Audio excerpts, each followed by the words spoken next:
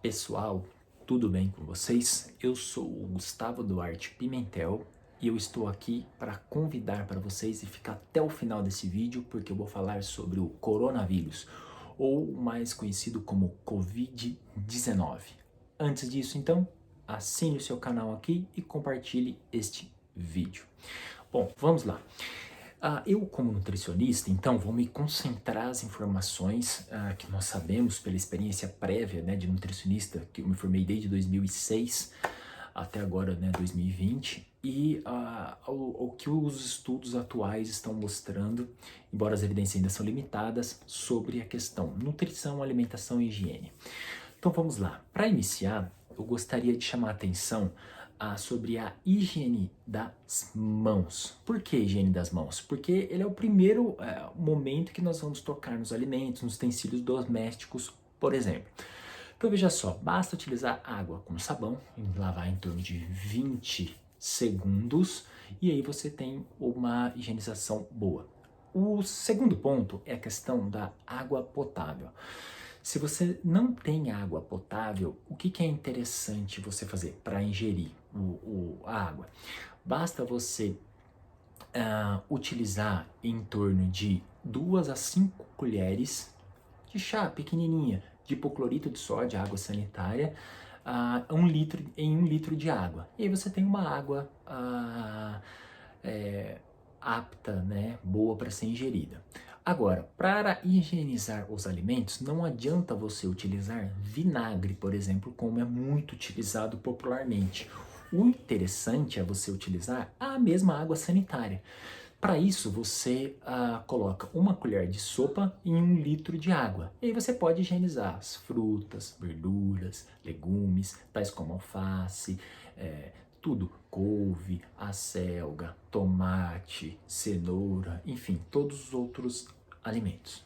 O terceiro ponto que eu gostaria de falar para vocês é sobre a questão da hidratação. Por que da hidratação, pessoal?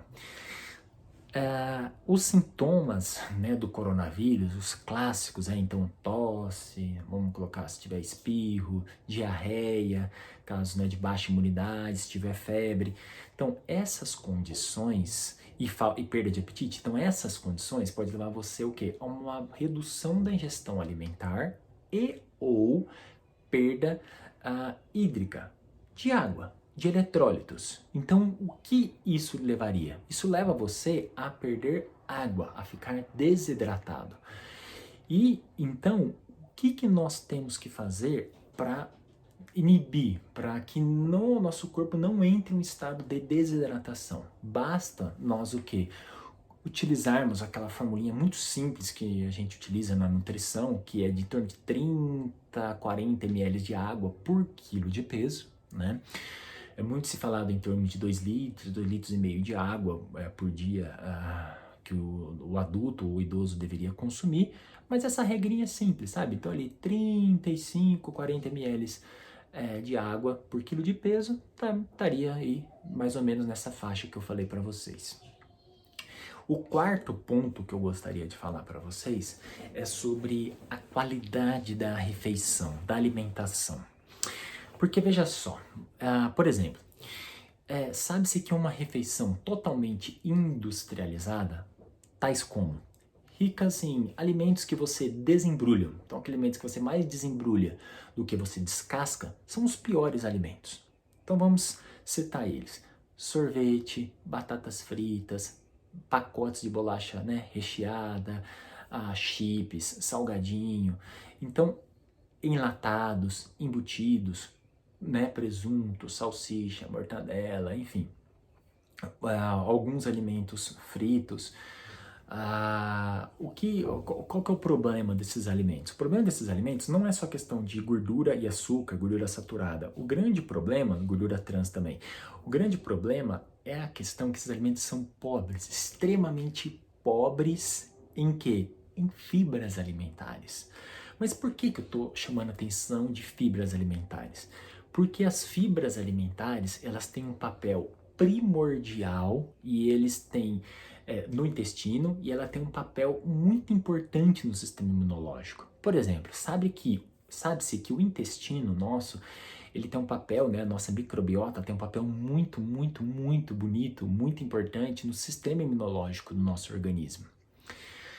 Então, quando nós consumimos os prebióticos, probióticos também, mas principalmente prebióticos, tem um papel, como eu falei, importante no intestino, não só para regularizar o trânsito intestinal, lembrando que tem que consumir água antes, mas também as fibras alimentares, elas são capazes de provocar uma fermentação de ácidos graxos de cadeia curta que participam do processo imunológico. Então, ou seja, iria até fazer você evitar que tenha alguns problemas de translocação de bactérias, né? Então, de saindo ali do seu intestino, ir para a circulação, evitar que você tenha algumas complicações se você estiver em um ambiente de internação ou se você estiver susceptível a contrair alguma bactéria, algum vírus.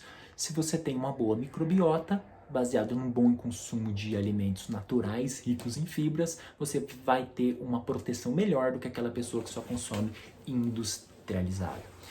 Mas aonde encontrar então as fibras? As fibras são ricas em alimentos naturais, frutas, verduras, saladas de uma forma geral. Então, alface, cenoura, cebola, tomate, repolho, banana, tomate. Então, todos esses alimentos, se higienizados da maneira correta, como eu falei anteriormente, né, deixar ali de molho em torno de 20 minutos, é capaz de garantir uma boa ingestão de alimento isento de contaminações e um alimento rico em fibras. Agora, quanto consumir de fibras? Veja só, por exemplo, o feijão, a lentilha, né?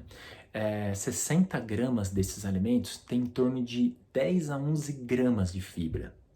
Por exemplo, um pão integral, 50 gramas do pão integral tem aproximadamente 5 gramas e meio de fibras. Então aí se nós consumirmos 60 gramas de feijão na hora do almoço, consumir o pão no café da manhã ou no meio da tarde, mais 5 gramas, 6 gramas, então já deu 15 gramas de fibra. À noite você repete comer o feijão de novo ou uma lentilha, por exemplo. Você já vai garantir quase 20 gramas ou 20, 22 gramas de fibra. Você consumindo mais 3 frutas ao longo do dia, por exemplo, uma maçã no meio da manhã. À tarde você vai comer ou depois do almoço uma tangerina, que é rico em vitamina C, que eu vou falar depois sobre o papel dela. E mais uma fruta depois do jantar. Então você vai garantir o quê? Suas 28 a 30, 35 gramas de fibra no dia. E isso que é o importante, certo? Então lembre-se disso. Um outro ponto que é muito interessante foi um paper que saiu esse ano, agora em fevereiro. Estou falando sobre possíveis papéis de alguns nutrientes e ou suplementação na melhora dos vírus de uma forma geral. Esse estudo ele foi publicado no Journal Medical Virology, agora em fevereiro de 2020, foi publicado por um grupo de chineses, é uma revisão de literatura, ela é muito interessante. Eles colocaram alguns alimentos, por exemplo, vitamina A, C, E. Essas principais vitaminas teriam papéis interessantes em termos de que melhorar o sistema imune, né?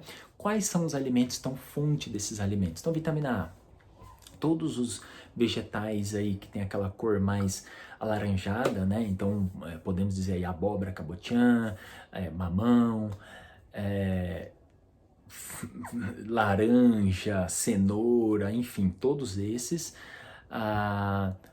A vitamina C, então, morango, kiwi, laranja, acerola, limão, maracujá, cajá. Então, todos esses alimentos ou frutas cítricas são riquíssimas em vitamina C.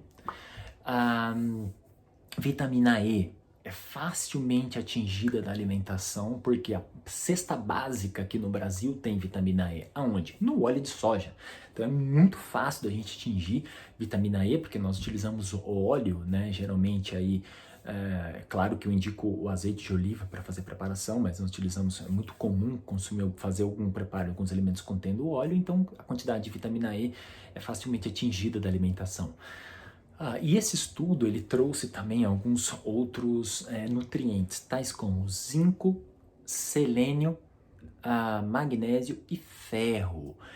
Esses são minerais, diferente do outros que eu falei que são vitaminas, eles são minerais e eles não estão associados com a prevenção, assim como as vitaminas do coronavírus, mas baseado em 2002 e 2012, na época que teve o SARS e o MERS, foi muito falado desses nutrientes nessa época e também estudos prévios com outros vírus, tais como infecção com AIDS, tal, trabalhos in vitro, trabalhos animais, enfim, em trabalhos em humanos também, principalmente AIDS, obviamente, mostrando que esses minerais estão ferro, zinco, magnésio, são importantes para combater possivelmente a proliferação do vírus.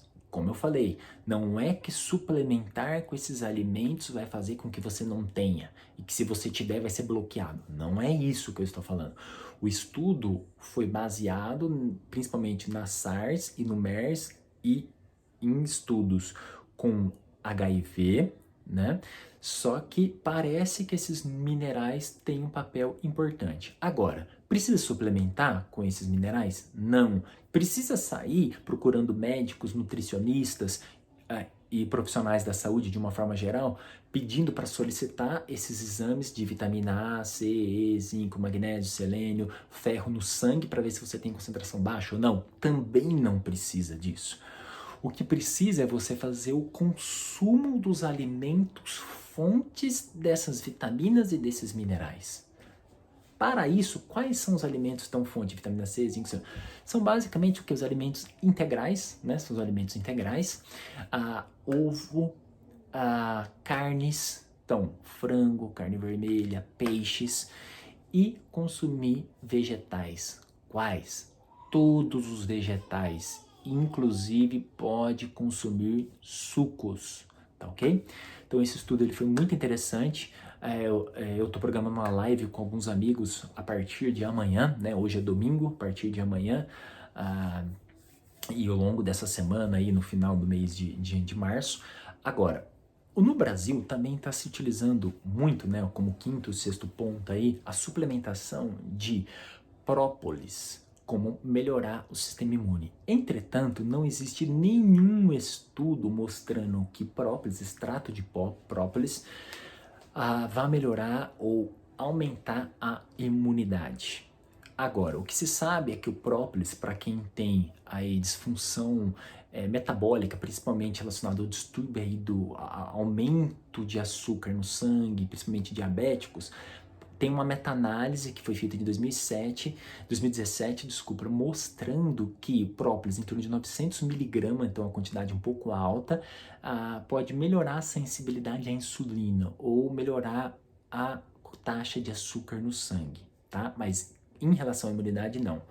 A mesma forma, tem estudos negativos, ou seja, que não funcionam, para o consumo de glutamina. A glutamina também não tem o papel de melhorar a imunidade e de prevenir o Covid-19. Então, não caia nessa ladainha. Um outro ponto, e aí como sexto, indo para o sétimo ponto, eu cito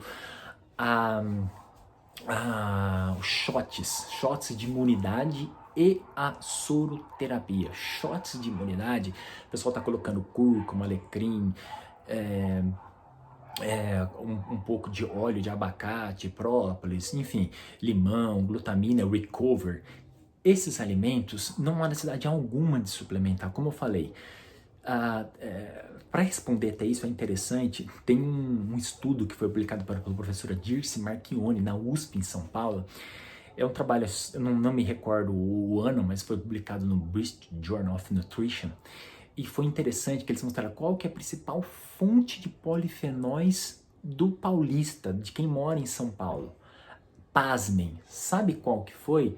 Foi o café. Olha só, foi o café, em torno de 60% a 70% foi do café, tanto para adultos quanto para idosos. Então isto mostra claramente o quê? E as frutas cítricas são em torno de 3 a 4, 5%.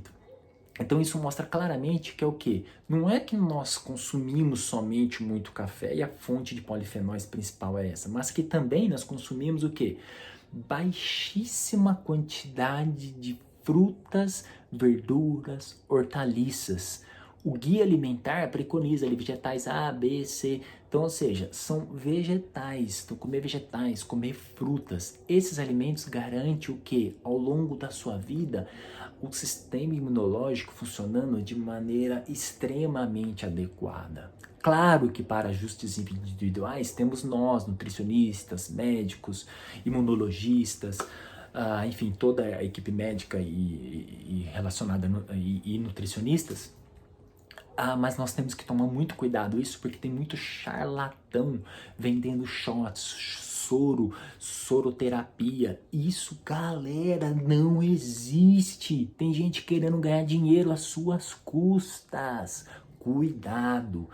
Então, pessoal, eu já tô aqui já com 16 minutos desse vídeo, eu vou ficando empolgado. Mas é esse recado que eu gostaria de deixar para vocês. Vou fazer vários outros vídeos para alertar nós, né? Nós estamos com um número muito crescente. Aí o diretor do Einstein divulgou agora que possivelmente nós vamos ter no Brasil, né, nós estamos em torno de 20 respiradores a cada 100 mil pessoas, na Itália tem 12 a cada 100 mil pessoas, nos Estados Unidos em torno de 38 respiradores a cada 100 mil pessoas.